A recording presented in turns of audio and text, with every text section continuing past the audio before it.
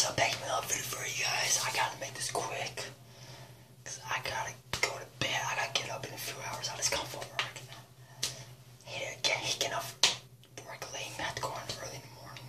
I haven't been going to work early anymore, so it's gonna suck. I'm not used to it anymore. So yeah, but I decided to make a video for you guys. I'm in the mood too. I got one for you guys. Got a big question for you guys. Made one for tonight. Why the Leatherface was real?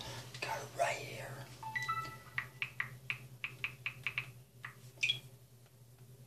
Right here, guys. I'll do the Michael Merson check on the first part. There today. I'll pop you later on tonight when I get off work. Cause I get off early, so smash the like button, subscribe, let's get it.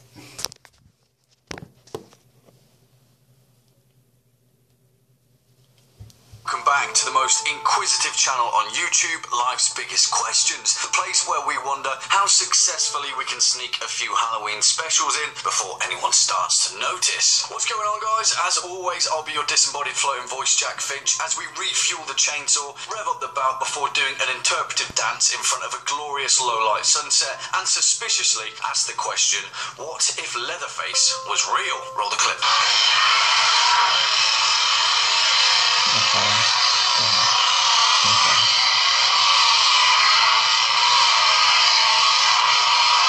You all know the noise, the synonymous chainsaw buzz from Tobe Hooper's seminal 1974 slasher masterpiece, The Texas Chainsaw Massacre, an indie horror flick made on a shoestring budget that cemented itself as the birth of slasher cinema itself, hurtling the colossal killer Leatherface into the ranks of iconic horror legends. So iconic, in fact, that The Texas Chainsaw Massacre went on to spawn 8 horror films, a slew of comics, and even a place alongside Scorpion in Mortal Kombat 10. Created by renowned horror director Tobe Hooper and Kim Henkel, Leatherface is the household name when it comes to cannibalistic rural families and unemployed slaughterhouse slayers. But what if he was real? I hate to be the bearer of bad news, but he kind of was. Before we jump into that whole debacle though, guys, you know the drill by now, don't you? If you're a fan of this video, Tobe Hooper, horror cinema, Leatherface, or just Life's Biggest Questions in general, then be a dear and hit that thumbs up button as well as that subscribe bell so you can stay up to date with our latest and greatest uploads. If you'd like to find out more about Life's Biggest Questions or get in touch with myself and the creative team, then take a peek at the info box down below and say hello. Leatherface, aka Jedediah Sawyer, doesn't do things the way that most other horror icons do.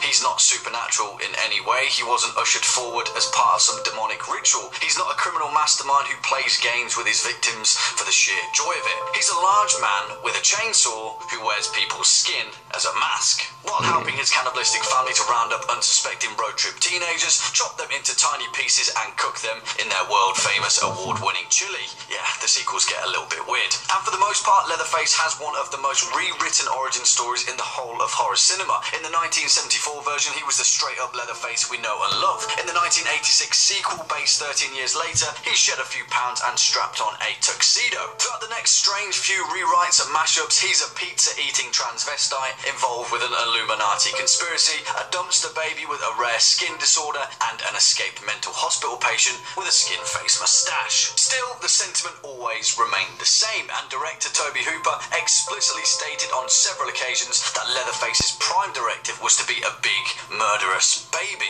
A killer that never actually murdered out of malice, but in self-defense at the strange, perturbed understanding of feeling threatened. Fear. Leatherface is the product of the Sawyers, his twisted, macabre family that, while not only lacking moral fibre, probably also lack the benefits of a well-rounded diet. Far from the truth is the real story then, and the story of the serial killer that Leatherface is based on. Ed Gein, an American murderer and body snatcher who has also inspired Norman Bates from Psycho and Buffalo Bill from Silence of the Lambs. Gein's story was so twisted, deranged and physically taboo that his murderous deeds struck a chord in the modern public psyche. Leatherface was real in the realization that a human being could go to such disturbing lengths to feel what it'd be like to live inside someone else's skin. Also known as the Butcher of Plainfield, Edward Theodore Gein was born in 1906 and lived for the majority of his life in the same town that the horrific crimes would be committed, Plainfield, Wisconsin. Although he was only ever found guilty guilty of murdering 2 women, tavern owner Mary Hogan in 1954 and a Plainfield hardware store owner Bernice Warden in 1957. Gain was also responsible for exhuming countless freshly buried corpses from local graveyards, manifesting in him a morbid fascination with the mortality of flesh. After Gain's arrest following the disappearance of Bernice Warden, county sheriffs would search the Gain farm, where they found her decapitated body in a shed. She was hung upside down with a crossbar separating her ankles and wrists, and police later reported in their notes that the torso appeared to be dressed out like a deer. However, the unearthing of Gain's strange fascination with flesh was far from over. After searching the house, authorities later found untold numbers of whole human bones and fragments, a wastebasket made from human skin, human skulls that adorned his bedposts, a corset made from a female torso, as well as leggings, and an entire handcrafted mask made from the skin of human faces. Leatherface was very much real, and he was born that evening on November 16th, 1957.